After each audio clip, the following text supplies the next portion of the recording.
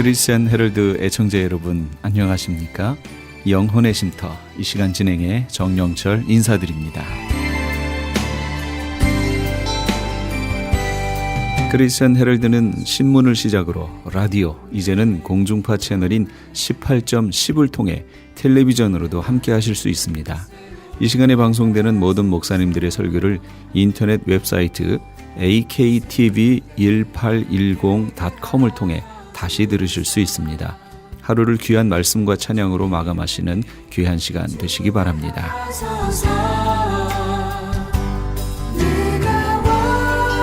이 시간은 프레이주기 회의의 계시록 강의 시간입니다. 오늘은 계시록 12장에서 13장까지의 말씀을 본문으로 용과 바다 짐승에 대하여 란 제목의 하나님의 말씀 전해주시겠습니다. 많은 은혜 받으시기 바랍니다. 오늘 순서가 이제 용에 대하여라고 나오고요. 계시록에 잘 보시면 우리가 두 증인에 대해서도 했지만 두 짐승도 나옵니다. 그렇죠? 두 짐승도 나와요. 무슨 짐승 무슨 짐승이요? 바다 짐승, 땅 짐승, 바다에서 올라온 짐승, 땅에서 올라온 짐승 이렇게 나옵니다. 그걸 알려면 우선 우리가 용에 대해서 알아야 돼요. 갑자기 이들이 튀어나오게 된 배경이 있어요. 그게 용 때문이거든요. 그래서 용에 대해서 먼저 알아야 됩니다. 오늘 계시록 12장은 용에 대해서 우리에게 가르쳐 줍니다. 처음으로 가서 교재에 있는 대로 우리가 가볼게요. 교재에 있는 대로 가야 헤매지 않고 정확하게 도착할 수 있습니다. 오늘 이 맨 뒤에 있는 것 같은 경우요. 그림 숫자 공부하는 것 같은 그림도 있잖아요. 이게 설명하려면 되게 긴 거예요. 근데 오늘 그걸 다 못해요. 그래서 오늘 갈 수 있는 데까지 갈 겁니다, 제가. 그러니까 한번 잘 들으셔야 돼요. 집중해서 들으셔야 됩니다. 먼저 용에 대해서 오늘 끝낼 겁니다. 용 끝내고 오늘 바다 짐승에 대해 잠깐 언급하고 그 다음에 다음 주에 바다 짐승과 땅 짐승 언급하고 땅 짐승이 나오면 거기에 또 딸려 나오는 게 있어요. 중요한 이슈가 하나 있어요. 그건 짐승표입니다. 그래서 짐승표에 대해서 또 들어가게 되는 거예요. 연결이 돼 있어요. 자, 용에 대해서부터 보겠습니다. 1번 교재 보시면 큰 붉은 용의 모양이 나옵니다. 계시록 12장 3절에 있는 말씀인데 1, 2절은 이제 해를 옷 입은 여자에 대한 얘기, 아이에 대한 얘기가 나오고 3절이 이제 용에 대한 얘기예요. 하늘에 또 다른 이적이 보이니 보라, 두 개요? 한 개. 하나에 큰 붉은 용이 있어. 용은 몇 마리라는 거예요? 한 마리예요. 단수입니다. 한 붉은 용이 있어. 머리가 몇 개요? 뿔이. 왕관은 어디 있어요? 예, 머리에 쓰고 있습니다. 머리가 7개인데 뿔이 10개. 그 다음에 각 머리 7개의 왕관을 쓰고 있어요. 그럼 이 모양이 그려지세요? 괴물이에요, 괴물. 이게 진짜 괴물이에요. 짐승 괴물. 이 모양을 하고 있어요. 그럼 이제 요거를 풀지 않고 그냥 7머리하고 10개 뿔이 있구나 이렇게 하고 가시면 이건 지금 계시록은 상징적인 그림이 많이 들어가 있죠, 여기에. 그래서 이게 무슨 얘기인가 하고 요걸 풀어내야 됩니다. 그러면 풀어보면 어떻게 되느냐, 7머리가 상징하는 것은 각 시대를 지배하는 세력을 말하는 거예요. 시대. 그래서 다세계사 공부들 많이 하셨으니까 세계사의 흐름을 다 보면 모든 나라가 균등한 힘을 가지고 세상에 이렇게 진행되는 거 보셨어요? 세상이 그렇게 진행이 안 돼요.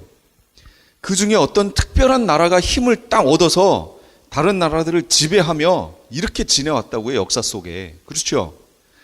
여기서 말하는 머리는 바로 그걸 말하는 거예요. 어떤 시대별로 아주 힘을 가지고 지배를 했던 세력들이 있다는 거예요. 그게 7머리 그랬으니까 몇 개가 있다는 거예요? 7개의 세력이 있었다 그 얘기예요. 그럼 여기 보시면 무슨 나라 쭉 나왔죠? 제가 거기 표에 해놨죠? 무슨 나라예요? 첫 번째 애굽, 두 번째 아수르, 세 번째, 네 번째, 다섯 번째, 여섯 번째, 일곱 번째. 예, 짐승나라 아직 안 왔죠. 짐승 나라는 아직 안 왔어요. 그러면 애굽에서부터 로마까지, 그러면 애굽에서부터 로마까지 말고 그 외에 이런 힘을 행사했던 그런 세력이 있던 나라들이 없었나요? 역사 속에? 있었어요. 예를 들면 로마 다음에 조금 지나면 몽골 있잖아요. 몽골, 징기스칸에 의해서 몽골 힘이 커지는데, 몽골은요 여기 있는 나라들보다 더 컸어요. 유럽 전체, 우리까지 다 점령했잖아요. 그리고 유럽 전역을 다 점령했다고요. 그러니까 얼마나 큰 나라예요, 몽골이. 크기로 보면 몽골이 제일 크거든요, 사실 점령했던 지로 보면. 근데 왜 몽골은 여기 안 들어갔냐, 그 얘기죠. 그 다음에 애굽 전에는 없었을까요? 있었죠. 근데 왜 그것들은 안 나타나고 왜 애굽부터 쳐서 첫 번째, 두 번째 이렇게 쳤냐, 그 얘기예요. 궁금하죠? 예, 교재에 있어요. 그 밑에 있습니다. 특징, 이스라엘과 관계 있는 나라들이에요. 이스라엘을 지배했던 나라들이에요. 하나님이 카운트를 하시는데 이스라엘을 두고 나라들을 카운트하기 시작하세요. 이 7머리를. 그러니까 이스라엘은 누구 백성이에요? 하나님 백성. 여기 나왔던 7개의 나라는 누구 백성이에요? 누가 머리예요? 그게 누구 몸이에요? 그 몸이. 그렇죠. 용이잖아요. 그러니까 용의 나라란 말이에요. 용의, 사탄의 나라. 그러면 사탄의 나라가 필요한 이유가 뭐죠? 하나님 백성의 나라가 있으니까 이 나라를 치려고 이게 나타나는 거죠. 그러니까 특별히 하나님의 나라라고 하는 그 나라가 존재하지 않으면 그 반대급부인 용의 나라, 짐승의 나라, 그러니까 사탄의 나라, 또 그걸 치기 위해서 특별히 있어야 할 이유가 없는 거예요. 그래서 애굽, 아수르, 바벨론, 메데파사, 헬라, 로마 이런 식으로 나아가는데요. 계시록 17장 10절에 보시면, 거기 다 교재에 제가 해놨습니다. 17장 10절에 보시면 어떤 말씀이 있냐면, 또 7왕이라. 그게 지금 7머리라는 뜻이에요. 여기서 말하는 왕이라는 뜻은 권세를 말하는 거죠. 그래서 시대를 장악했던 권세다, 그런 얘기예요. 그런데 5은 망하였고 하나는 있고 다른 하나는 아직 이르지 아니하였나니, 이랬단 말이에요. 그럼 이 계시록을 쓴 사람이 누구예요? 요한이 있었던 시대는 무슨 시대예요? 이 7개의 머리 중에 로마 시대란 말이에요. 로마 시대. 그럼 그 로마 시대를 중심으로 보세요. 5은 어떻게 됐어요? 애굽, 아수르, 바벨론, 메데파사, 헬라 어떻게 됐어요? 망했죠. 5은 망했어요. 그 다음에 하나는 어떻게 돼요? 있고, 요한이 쓰는 그 당시에 있고, 나머지 하나, 짐승의 나라는요 올 거예요. 아직 안 왔다, 그 얘기예요. 그걸 지금 얘기해 주는 거예요. 이해가 되셨죠? 그러면 애굽이 어떻게 이스라엘과 관계가 있죠? 애굽. 그렇죠. 이스라엘이 있지도 않았을 때 애굽은 이미 있었어요. 있고 이스라엘 사람들이 어떻게 된 거예요? 그 나라에 들어가서 430년 동안 거기 살다가 사람이 엄청 불어나서 결국 거기 종되었던 삶을 살다가 모세를 통해서 출애굽했지요. 그러니까 애굽과 이스라엘은 상당히 관계 있죠. 이스라엘을 종 삼았던 나라가 애굽인 거예요. 그리고 그 후로도 애굽이 얼마나 이 이스라엘에 관여를 했는지 몰라요. 조공도 이스라엘이 바치고요, 막 이랬다고요. 자, 그러니까 애굽이 관계 있어요. 그 다음에 아수르는 어떻게 관계 있죠? 그렇죠. 북이스라엘이 바로 이 아수르에게 멸망한 거예요. 솔로몬 그 다음 자녀들 시대 르호보암, 여로보암 해가지고 이게 북이스라엘 남유다로 갈라집니다. 그나마 그 진짜 한국의 강원도만한 그 코딱지만한 나라가 갈라진 거예요. 2개로. 우리나라도 작다고 그러는데 여기 이스라엘은 더 작아요. 근데 이게 또 2개로 나눠졌어요. 우리랑 아주 비슷해요. 근데 그 북이스라엘은 계속 하나님의 말씀에 순종하지 않고 우상 숭배합니다. 그러더니 결국은 남유다보다 한 136년 정도 더 일찍 망하는데, 그걸 망하게 했던 나라가 바로 이 아수르예요. 이 아수르가 폈던 정책은 그 현지에 있던 그 사람들을, 식민지 국가에 있는 사람들을, 국민들을 잡아다가 다른 지역으로 데려다 놓는 거예요. 힘을 발휘하지 못하도록 다시 다른 지역으로 다 흩어버렸어요. 그 다음에 바벨론은 어떻게 관계 있어요? 예, 그 136년 후에 남유다도 망했는데 바로 이 바벨론에 망한 거예요. 이 바벨론도 역시 데려다가 흩어버리는 그 정책을 핍니다. 이때 끌려갔던 사람들이 누구냐? 에스겔도 끌려갔고요. 우리가 잘 아는 다니엘도 이때 끌려간 거예요. 이때 바로. 그러니 어린 나이에 이 왕족이었는데 다니엘은요, 이 끌려갔어요. 예루살렘, 그 후로 예루살렘이, 이들이 끌려간 다음에 예루살렘 성이 완전히 회파되거든요. 그 소식을 듣게 됩니다. 나중에. 자, 그게 이제 바벨론이에요. 그럼 메데파사는 뭐예요? 예, 메데파사는 아수르와 바벨론이 이 메데파사에 의해서 또 망합니다. 메데파사가 그걸 점령을 해버려요. 그러니까 자연스럽게 이스라엘은 누구에게 점령당한 꼴이 된 거예요? 메데파사에 그냥 자연스럽게 들어가 버렸어요, 글로. 근데 메데파사에 있던 이 고레스 왕이라든지 이런 사람들은 정책이 뭐였냐면 다시 귀환시키는 거예요. 그 나라로, 본토로 다시 보내는 역할을 했단 말이에요. 그래서 이스라엘이 이때 1차, 2차, 3차 귀환을 하는 겁니다. 그래서 1차 귀환은 수룹바벨, 2차는요, 그렇죠, 에스라.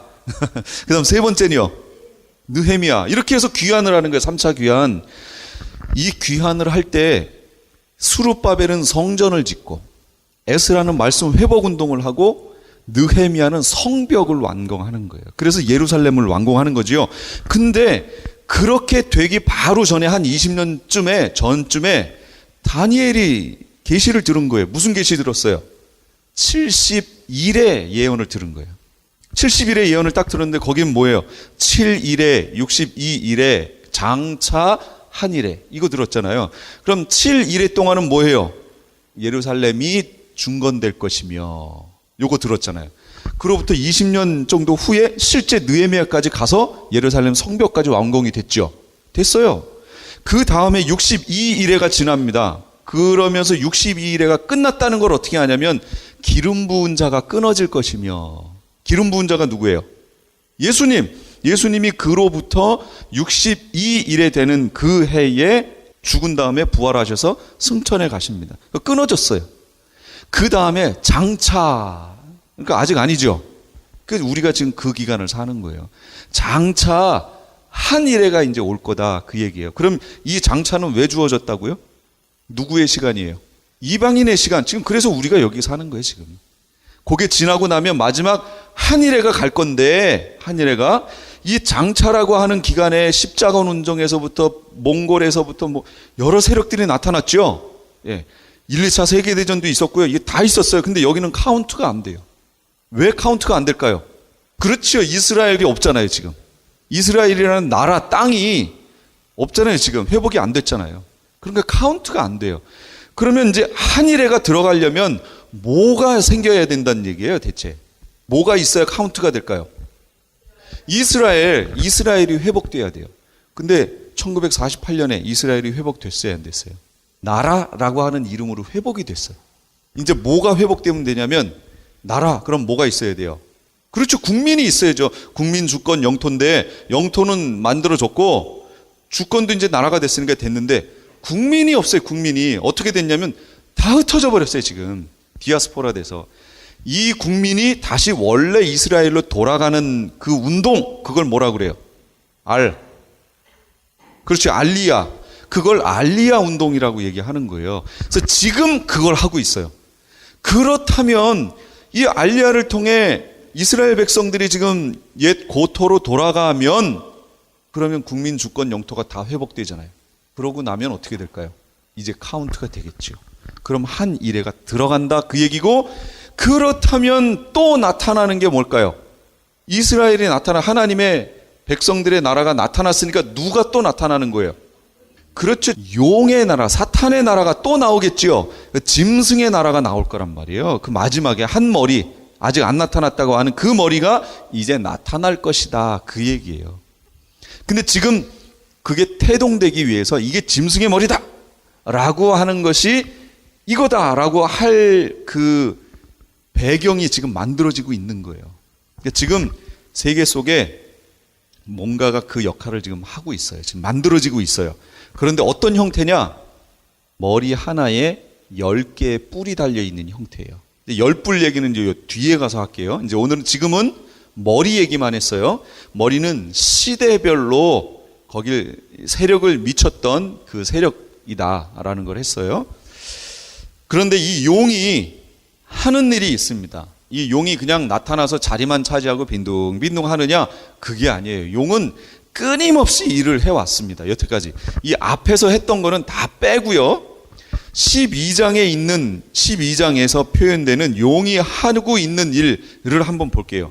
첫 번째, 꼬리로 하늘별 3분의 1을 끌어다가 땅에 던지는 일을 했어요. 지금 계시록 12장에 있는 내용이에요. 꼬리로 하늘별 3분의 1을 떨어뜨리는데 보세요. 별이 누구냐라는 거예요. 별을 3분의 1이라는 하늘에 있는 별을 떨어뜨렸어요. 그럼 이 별이 뭐냐? 앙겔로스라고 그랬잖아요. 이게 앙겔로스인데 앙겔로스는 뭐냐 했을 때 앙겔로스의 정확한 뜻은 뭐라고 그랬어요? 첫 번째 뜻은 소식을 전하는 자가 원뜻이에요. 앙겔로스의. 앙겔로스는 소식을 전하는 자라는 뜻이에요. 그런데 제가 그랬죠. 소식을 전하는데 하늘에서 하나님의 소식을 직접 받아 전하는 이 무리들은 뭐라고 그래요? 그렇죠. 천사. 그런데 이 땅에서 하나님의 소식을 전하는 자들은 누구예요? 그게 바로 하나님의 종들이죠. 사람인 하나님의 종들이에요. 그러면 우리가 여기 계시록에 보면 사자요 그랬는데 사자라는 뜻도 왕의 소식을 갖고 전하는 자들을 사자라고 얘기하잖아요. 그러니까 이 사자라는 뜻에 천사와 이 땅에 있는 하나님의 종들의 뜻이 다 들어가 있는 거예요. 사실은. 근데 제가 편의상 뭐라고 표현할 거냐면 하늘에서 소식을 전하는 자들은 천사라고 부를 것이고 편의상이에요. 땅에서 사람으로 하나님의 소식을 전하는 자들은 그냥 사자라고 할게요. 원래 사자의 뜻은 그것만 있는 게 아니에요. 천사들도 사자에 포함되는 거지만 제가 편의상 그렇게 하겠다고요. 말이 길어지니까 그냥 사자 이렇게 하면 이 땅에서 사람인데 소식을 전하는 자구나 이렇게 이해하시면 됩니다. 그러니까 우리끼리 약속이에요. 다른 데 가서 그렇게 하시면 안 돼요. 안 돼요. 우리끼리 약속이에요. 자, 별을 천사라고 놓고 여기 있는 본문을 해석을 하면 어떻게 되냐면 그 꼬리가 용의 꼬리가 하늘의 천사 3분의 1을 끌어다 땅에 던지더라 이런 말이 되죠. 그래서 이때 떨어진 천사들을 타락한 천사들이라고 부르는 겁니다. 그런데 이 별을 사자라고 놓고 보자고요. 그러면 용의 꼬리가 하늘의 사자 3분의 1을 끌어다가 땅에 던지더라 이렇게 돼요. 이렇게 해석하는 분도 많고요. 천사로 놓고 해석하는 분도 많아요. 실제.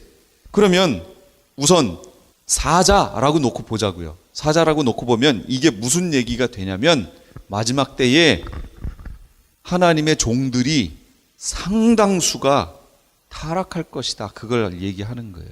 배교하게 될 것이다. 이걸 말하는 겁니다. 근데 실제 데살로니가서에 보면은 적그리스도가 나타나기 전에 미혹이 있고 배도가 있고 그 얘기는 아시죠?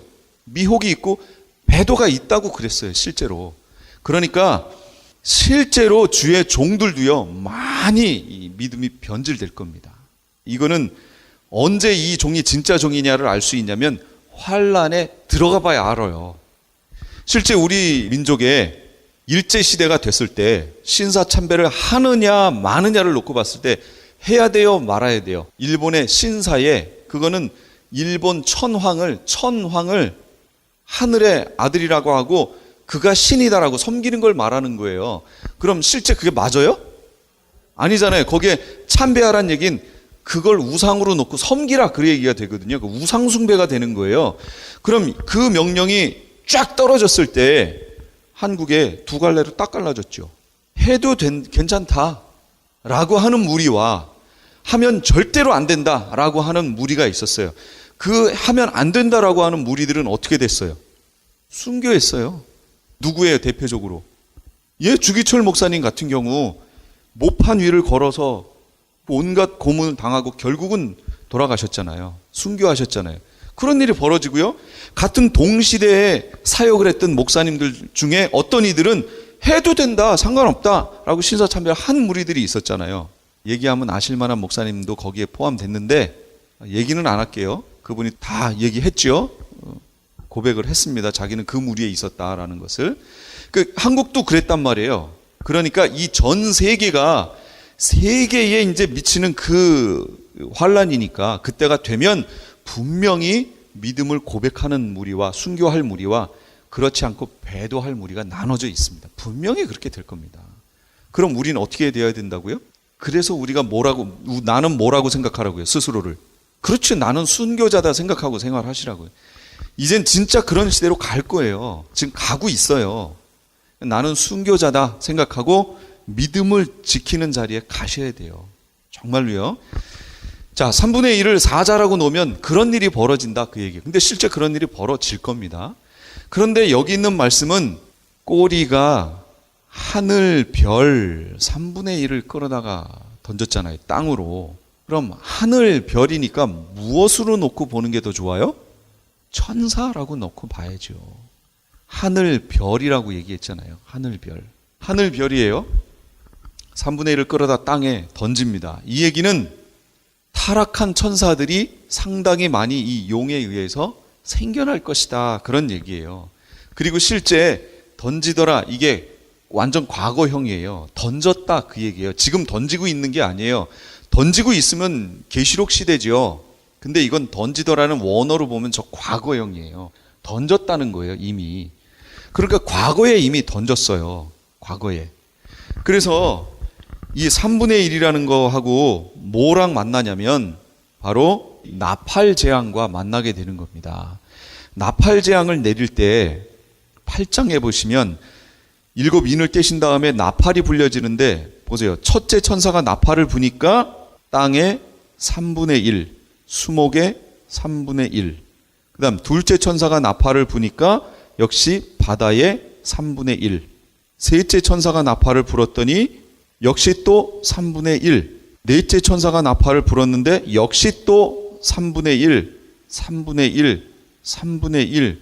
계속 나오죠. 왜 3분의 1이에요 대체? 이것은 이들이 가서 무엇을 하고 있었느냐?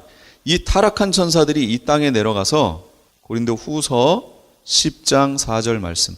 우리의 싸우는 무기는 육신에 속한 것이 아니요 오직 어떤 견고한 진도 무너뜨리는 하나님의 능력이라. 모든 이름을 쭉 나왔죠. 여기서 견고한 진, 어떤 견고한 진이라는 것이 나옵니다. 어떤 견고한 진, 이거 누가 구축해 놓은 거예요?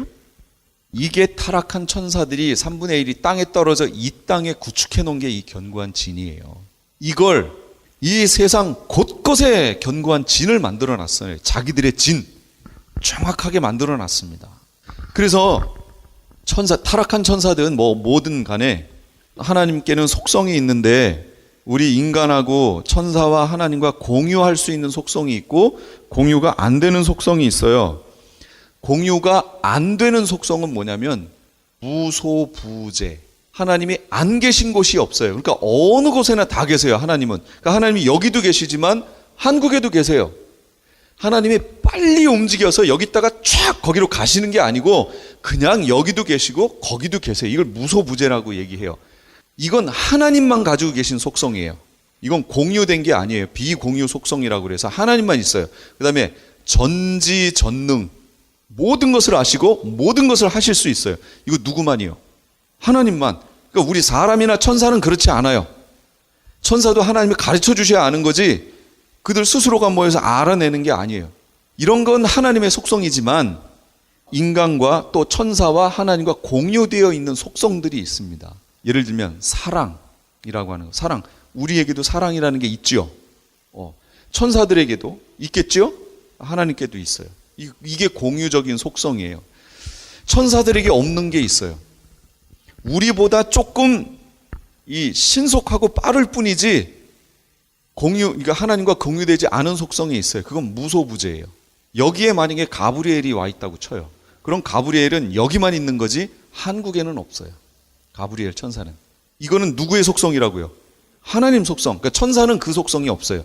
대신 여기에서 한국으로 상당히 우리보다 빠르게 갈 수는 있어요. 쫙 가겠죠.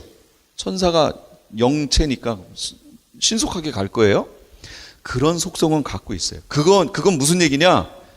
타락한 천사들에게도 그 속성이 있다, 그 얘기입니다. 그리고 타락한 천사들은 그냥 이렇게 떠돌아다니는 게 아니에요. 이 천사들의 속성은 어떤 장소를 잡고 거기에 이렇게 모이는 속성이 있습니다.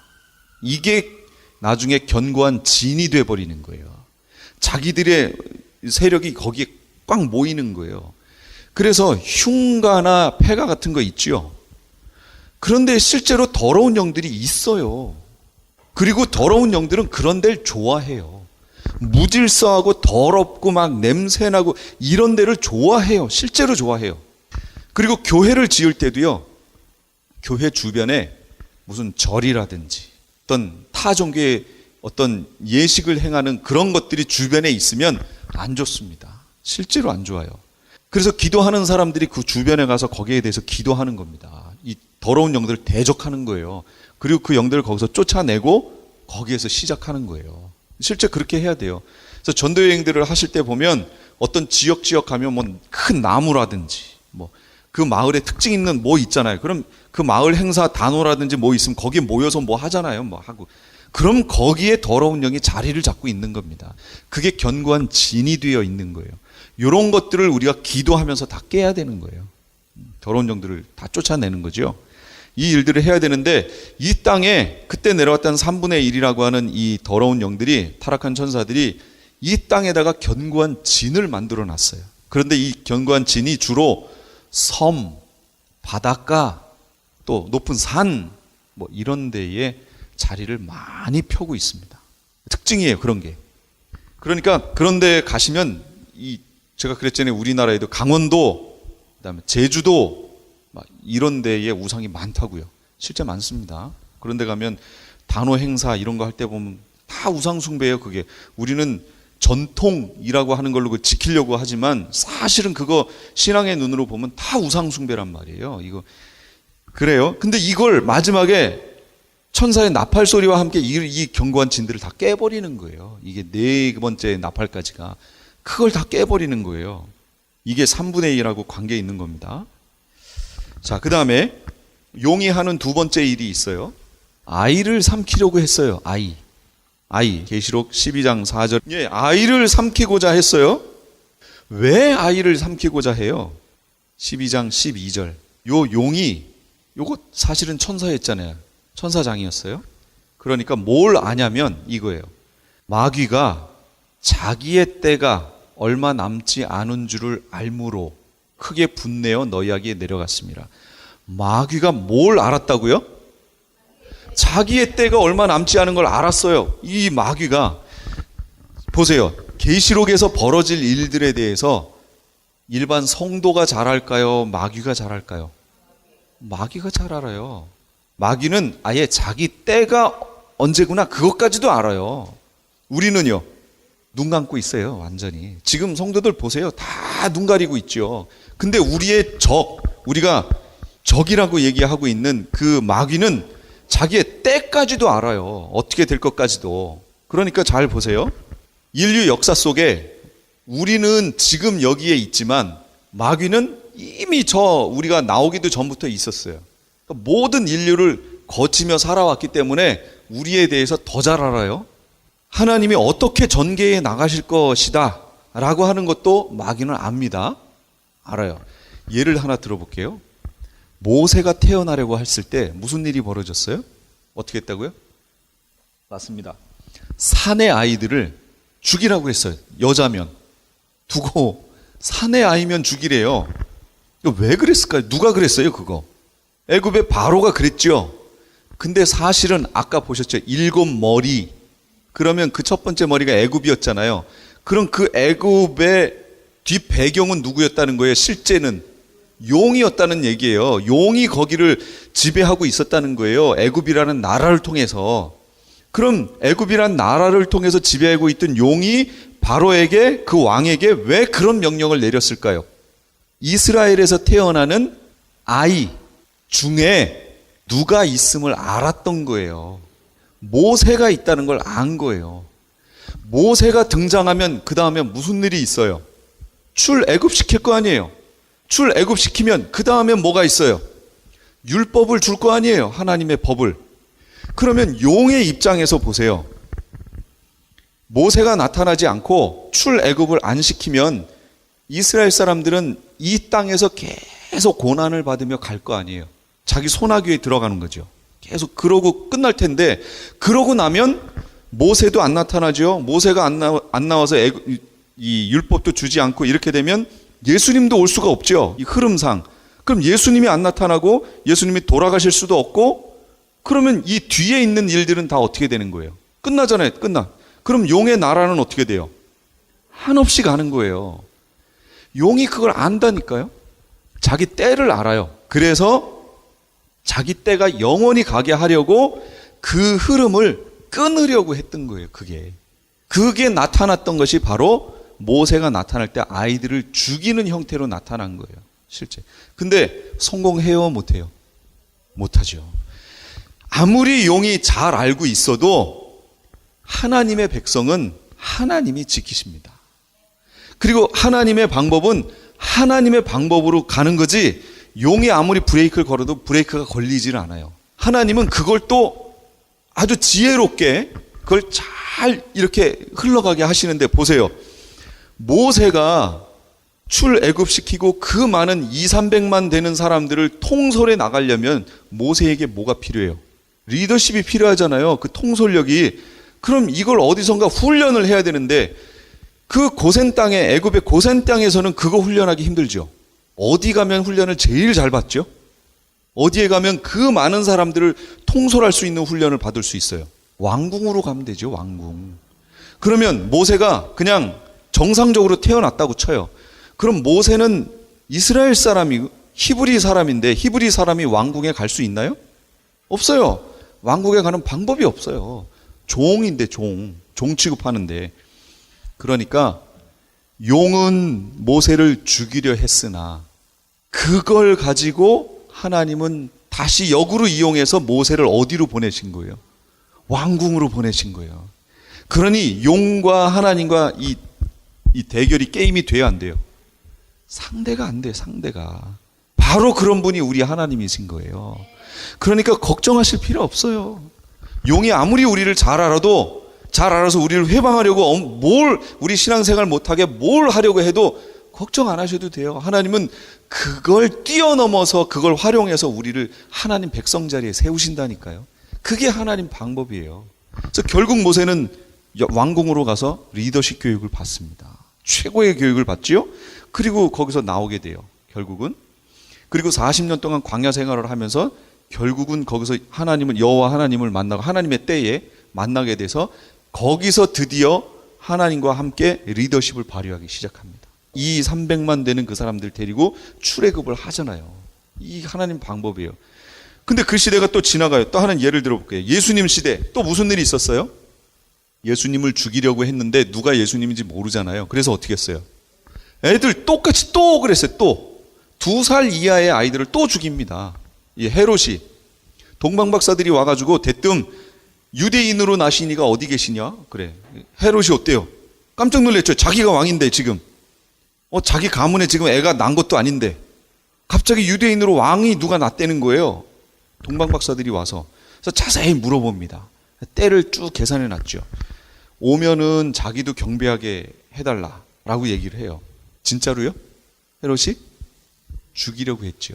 근데 자기한테 이 동방박사들이 안 오는 거예요. 한 해가 지나고 그랬는데도 안 와요. 자기가 속았구나. 그래서 그 지역에 있는 아이들을 동방박사들에게 들은 때를 계산으로 2살 이하의 아이들을 다 죽입니다. 그런데 그때 이미 전에 하나님은 어떻게 하셨어요? 꿈에 요셉, 마리아의 남편 요셉에게 현몽하셔서 아이를 찾는 자가 있다. 죽이려 한다. 그러니까 어디로 가요? 애굽으로 가요. 애굽에 가서 거기서 삽니다. 결국 그래서 예수님이 보존되지요. 생명이. 이때 했던 게 마귀가 했던 거예요. 역시 똑같이. 자기 때를 알아요. 주님이 오시면 안 되거든요. 그럼 자기 때가 이제 얼마 안 남은 거예요. 그러면 예수님까지 버텼어요. 지금은 무슨 시대냐면 알리야 하는 시대입니다. 알리야가 뭐라고 그랬어요 아까?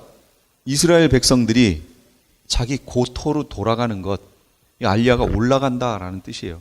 고토로 돌아가는 거예요. 이거 돌아가면 마귀의 때는 어떻게 되는 거예요? 더 얼마 안 남은 거죠. 그러면 마귀가 지금 요걸 회방하겠죠. 예, 회방해요. 실제로.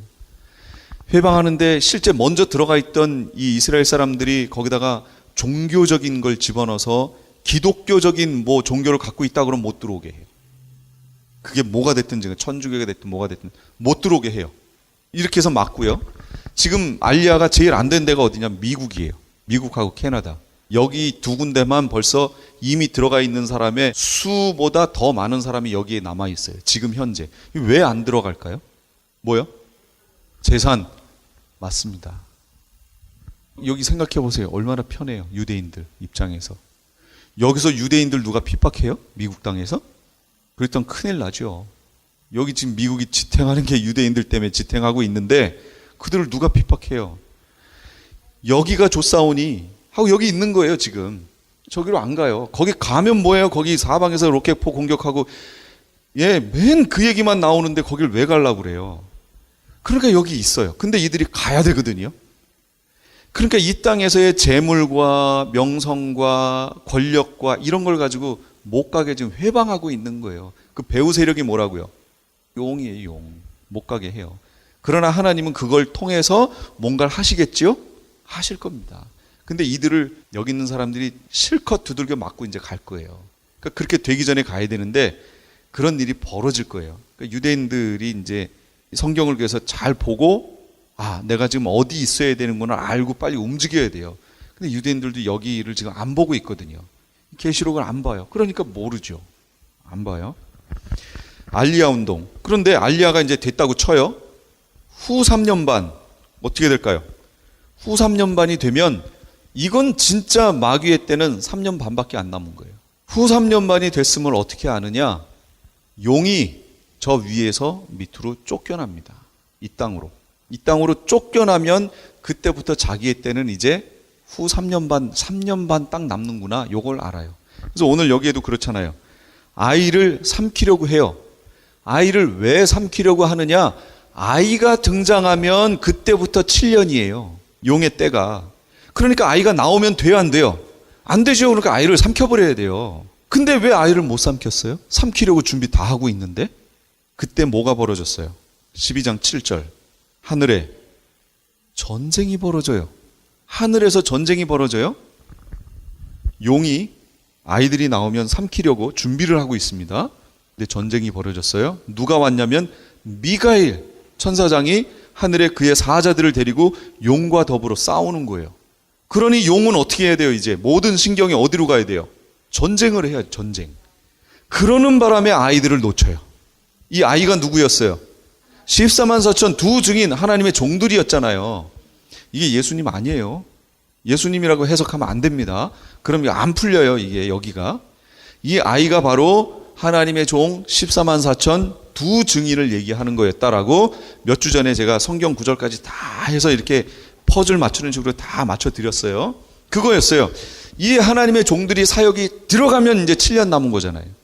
근데 이걸 놓쳐버렸어요. 놓칠 수밖에 없죠. 지금 미가엘이 왔는데 어떻게 다른 데 신경 써요? 전쟁을 벌이는 겁니다. 그런 상황이 됐어요. 근데 미가엘은 왜 와서 용하고 전쟁을 펼칠까요? 아이를 구출하려고요?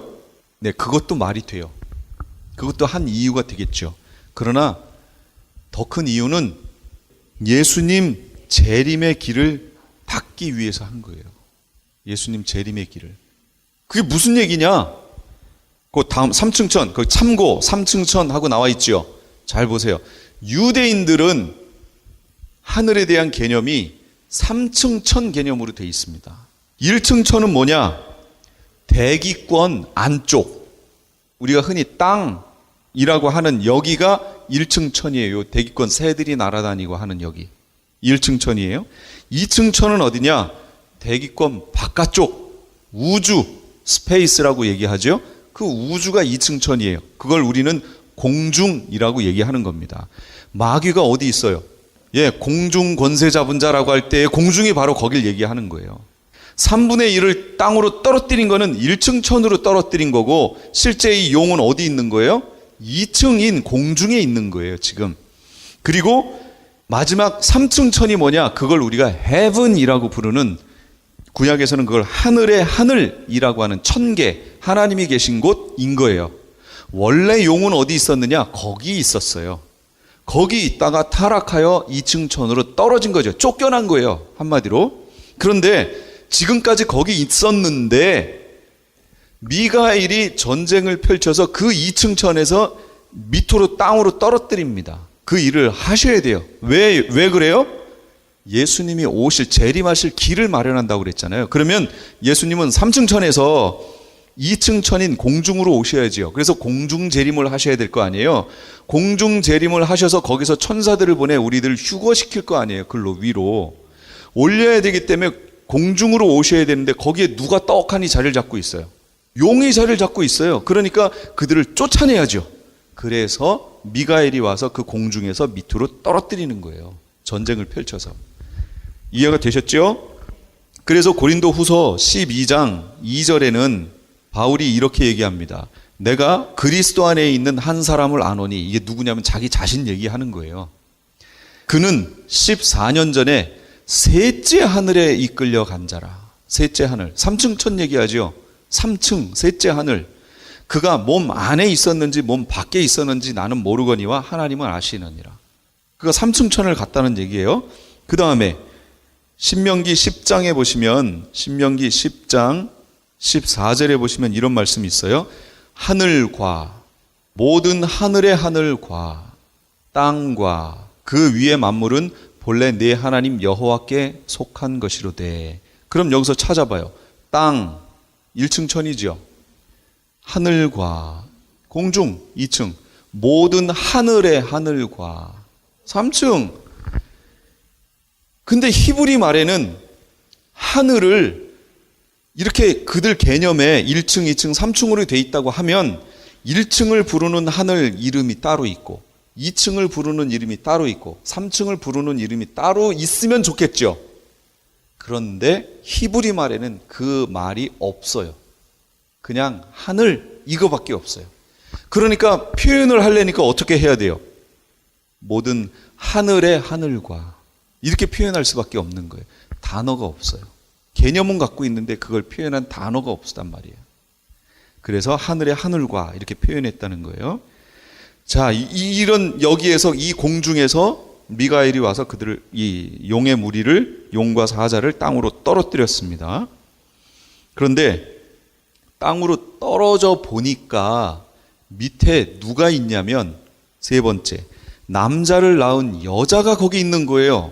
4절 5절. 여자가 아들을 낳았어요. 장차 철장으로 만국을 다스릴 남자예요. 남자를 낳은 여자를 박해하는데 남자를 낳은, 아이를 낳은 여자가 누구였어요? 여자가. 계시록에는 여자가 2개가 나온다고 그랬잖아요. 첫 번째 여자는 누구예요?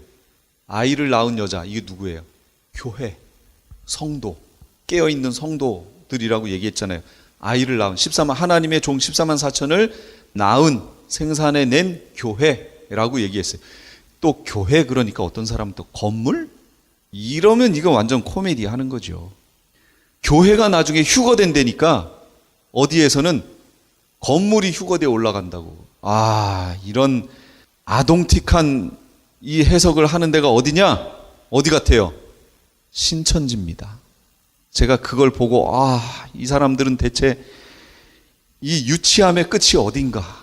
교회가 휴거된다니까 교회 건물이 휴거된다고 그렇게 받아들여요.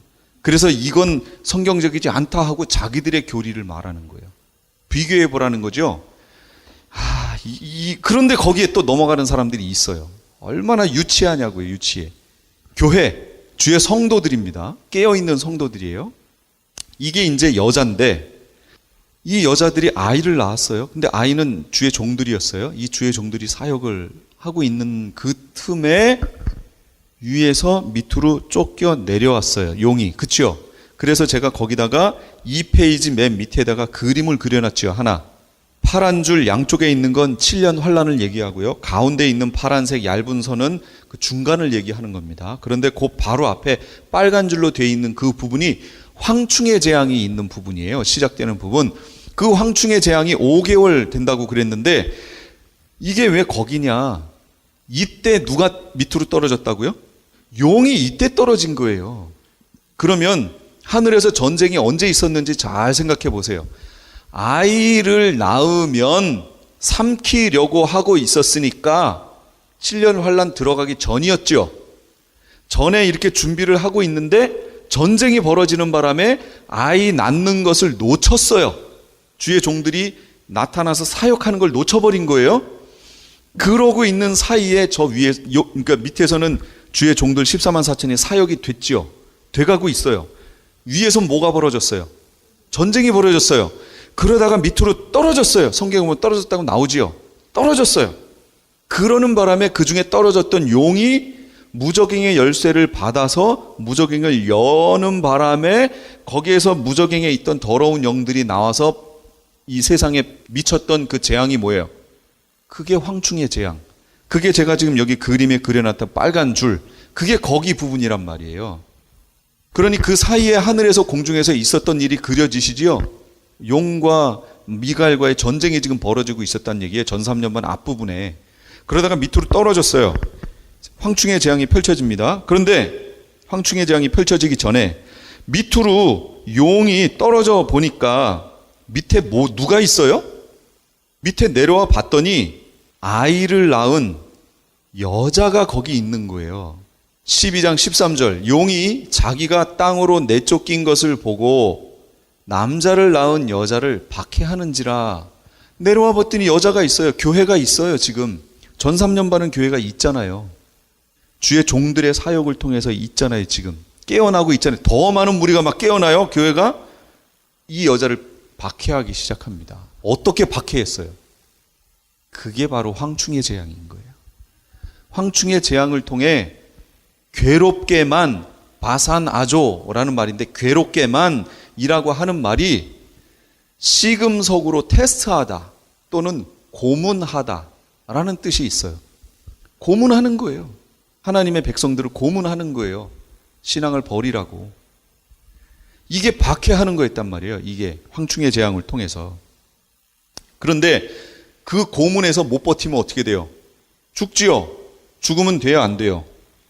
순교하면 참 좋겠는데 이 박해가 너 믿음 가질래 안 가질래? 가질래 안 가질래? 이 박해가 아니고 황충이 나타나가지고 꼬리를 쏘는 박해예요. 육체적인 박해라고요, 실제로. 근데 이게 너무 고통스러워 죽기를 구한단 말이죠. 죽기를 구하는 상황에서 내가 믿음의 행위를 보여야 되는데 그때는 이미 어떤 현상이 나타나 있냐면 짐승표다라고 할 그 짐승표는 시행이 안 됐지만 표가 시행이 되고 있는 거예요. 이제 요거는 짐승표가 한번 다시 말씀드릴게요. 짐승표라고 하는 것은 이게 짐승표다라고 하는 이름이 붙여지는 건 후 3년 반이지만 그런 표를 가지고 매매하고 신분증 확인의 역할을 하고 하는 이거는 언제부터 통용돼요?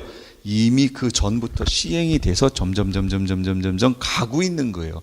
우선 홍보 기간이 있을 거고요. 반강제 기간이 있을 거고 그 다음에 후 3년 반이 되면서 강제 기간으로 들어가는 거예요. 아무것도 없다가 갑자기 강제 안 받으면 다 죽어 이렇게 되지 않는다는 거예요. 인류 역사에 있던 어떤 문명의 이기들이 그렇게 된 게 있어요? 아니에요. 카드 나오자마자 이거 사용 안 하면 벌금 이런 거 있어요? 없어요. 차근차근 시행이 되다가 결국 나중에 가서 글로 가는 거죠.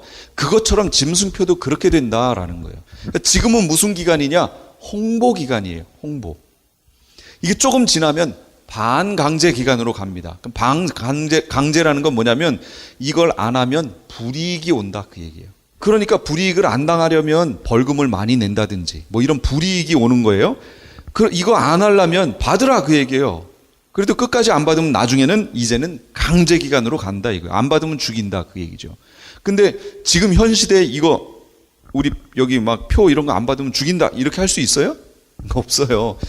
그렇게 될 환경으로 이 사회가 바뀌어 버린다는 거예요. 갑자기 결국은 강제기간으로 넘어가는 아주 그 말엽에 이제 그 접근하기 바로 그 앞에 지점에서 괴롭게 하는 이걸 통해서 사람들로 하여금 짐승표를 받게 하는 상황으로 몰고 가지만 정말 하나님의 백성들은 안 받죠.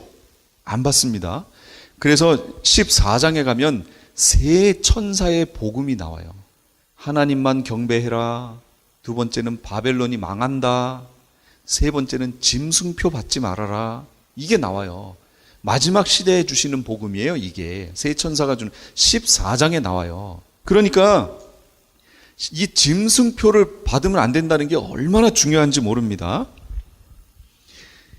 그러니까 결국은 믿는 사람들은 이 괴로우니까 죽기를 구하는 이 고통이니까 실제 죽으려고 하는 사람도 있겠죠. 근데 죽으면 안 되잖아요. 죽으면 끝나잖아요. 지금 자살하면 어떻게 돼요? 구원을 잃어요. 자살하면. 왜냐하면 생명의 주관은 하나님인데 자기 생명을 거뒀다는 얘기는 단순히 자기 생명을 거뒀다는 얘기가 아니라 하나님의 주권에 대항했다는 얘기가 되는 거예요. 생명의 주권에 대해서. 그러니까 안 돼요. 잃어요. 큰일 납니다. 죽으면 안 돼요. 그래서 하나님이 만들어 놓으신 보호책이 뭐냐면 안 죽게 만드는 거예요.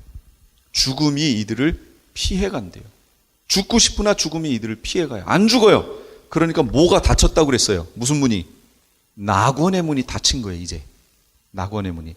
믿는 성도들이 여기까지 왔는데 여기까지 버틴 사람들은 이 황충의 재앙까지 이제 왔어요. 요 5개월만 이제 5개월 초엽으로 딱 들어가죠. 그러면 죽음의 문이 닫히기 때문에 낙원의 문이 끝났어요.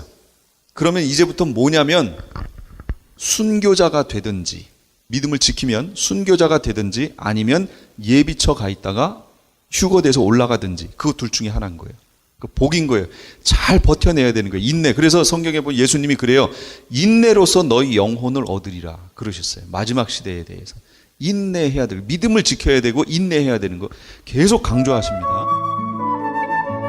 지금까지 LA 한인타운에 있는 프레이즈 교회의 요한계시록 강의였습니다. 오늘 말씀의 뒷부분은 내일 저녁 11시 30분에 들으실 수 있습니다. 프레이즈 교회의 위치는 2668 웨스트 피커 블루바드, 피커와 켄모어가 만나는 곳에 있습니다. 좀 더 자세한 사항을 알기 원하시는 분은 전화 213-700-9833, 213지역 700-9833번으로 문의하시기 바랍니다. 안녕하세요. 폴선입니다. 건강보험회사들의 플랜이 해마다 바뀌는 것 아시죠? 10월 15일부터 12월 7일까지 새로운 보험에 가입하거나 변경하여 본인에게 적합한 플랜을 찾아야 합니다. 메디케어만 갖고 계신 분, 어드밴티지 플랜을 갖고 계신 분은 무료 상담 받으세요. 수호천사보험 시니어 전문 보험 라이센스 에이전트 폴선 213-503-6897 213-503-6897 상담은 주 7일 오전 8시부터 오후 8시까지 TTY 1800-735-2929. 아니 당신 미장원 다녀왔어? 헤어스타일이 확 바뀌었네. 홈쇼핑 월드 차홍 고데기로 마술을 부렸지. 홈쇼핑 월드 차홍 고데기. 차홍 허니앤비 샴푸로 머리 감으면서 차홍 헤어두피 마사지를 쓰면 머릿결이 너무너무 부드러워지고 한 움큼씩 빠지던 머리카락도 눈에 띄게 덜 빠져. 차홍 고데기 너무 좋아. 그럼 그 웨이브 머리도 당연하죠. 3, 4분이면 이렇게 풍성한 웨이브 머리를 만들 수 있다고요. 너무 이쁘다. 어디서 샀어? 홈쇼핑 월드. 가격 만족, 품질 만족, 행복한 쇼핑. 활가와 웨스턴 홈쇼핑 월드. 시민권 신청, 부모님, 배우자, 자녀 영주권 신청, 취업이민, 종교이민, 학생비자, 신분 변경, 추방유예, 결혼, 공증. 인생이 달린 이 모든 일 어디에 맡겨야 할까요? 한인타운 연장자 센터의 모츠기관인 주는사랑채 이민법률센터에 맡기세요. 21년 이민법 경력의 박창영 이민국 공인변호인이 성심을 다해 도와드립니다. 올림픽과 윌튼 323-735-7888 323-735-7888. CHTV AKTV배 목회자 친선 탁구대회가 오는 11월 28일 월요일 한인타운에 위치한 프로 탁구장에서 개최됩니다. 이번 행사는 CHTV AKTV의 채널 18.10 런칭과 함께 특별히 개최하게 되었으며 행사 수익은 홈레스 사역을 위해 사용될 예정입니다. 이번 행사에 참가하시는 목회자분들께 상금은 물론 참여하신 모든 분들께는 추첨을 통해 푸짐한 경품을 받을 수 있는 기회를 드립니다. 채널 18.10에서 새롭게 시작하는 CHTV AKTV배 목회자 친선 탁구대회, 여러분의 많은 참여와 관심 부탁드립니다. 이번 대회는 한삼인, 수호천사보험의 폴선, 천종산삼, 그리고 그린힐스 협찬입니다. 교계 게시판.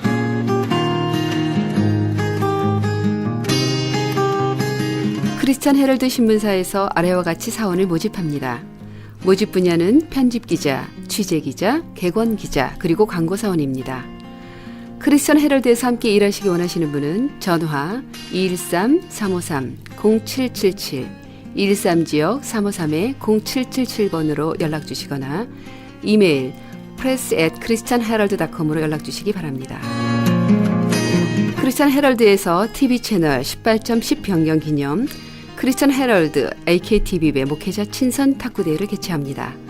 경기 방식은 단식 토너먼트로 진행되며 시상은 1등부터 3등까지 상금과 상품이 주어집니다. 참가비는 개인당 20불이며 장소와 일시는 2500 웨스트 8가에 위치한 프로 탁구장에서 11월 28일 월요일 오전 11시입니다. 협찬 수익금은 홈리스 사역에 사용됩니다. 좀 더 자세한 사항을 알기 원하시는 분은 전화 213-353-0777, 213지역 353-0777번으로 연락주시거나 크리스천 헤럴드 홈페이지 AKTV1810.com을 참고하시기 바랍니다. 미주 한인 기독교 문인협회 출판 기념회 및 시와 정신, 신인상 시상식이 11월 1일 목요일 오후 6시 30분에 용수산 식당에서 있습니다. 이번 시와 정신 신인상 수상자는 크리스천 헤럴드 편집국장인 이성숙 시인입니다.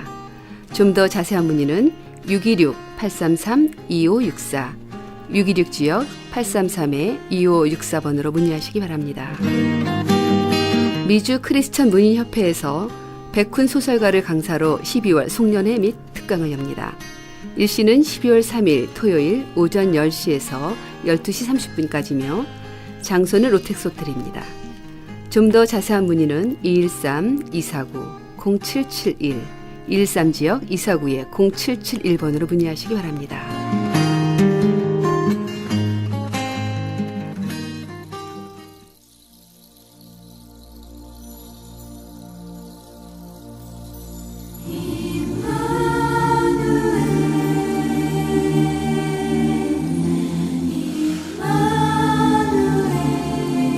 노하기를 더디하는 자는 용사보다 낫고 자기의 마음을 다스리는 자는 성을 빼앗는 자보다 나으니라. 잠언 16장 32절 말씀입니다.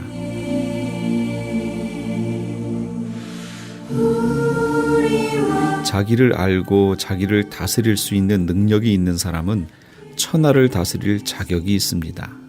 그러나 자신의 마음을 다스리지 못하고 자기 다스림에 실패한 사람은 남을 다스릴 자격마저 상실한 사람이 되고 맙니다.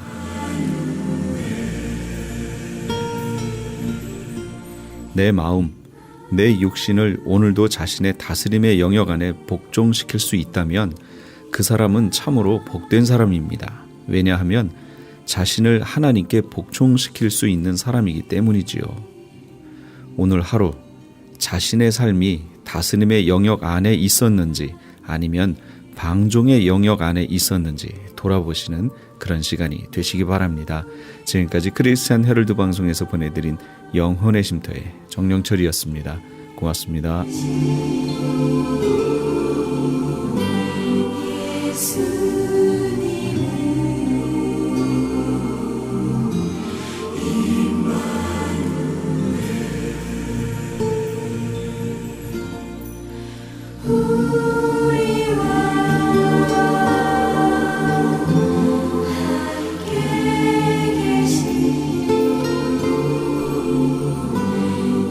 예수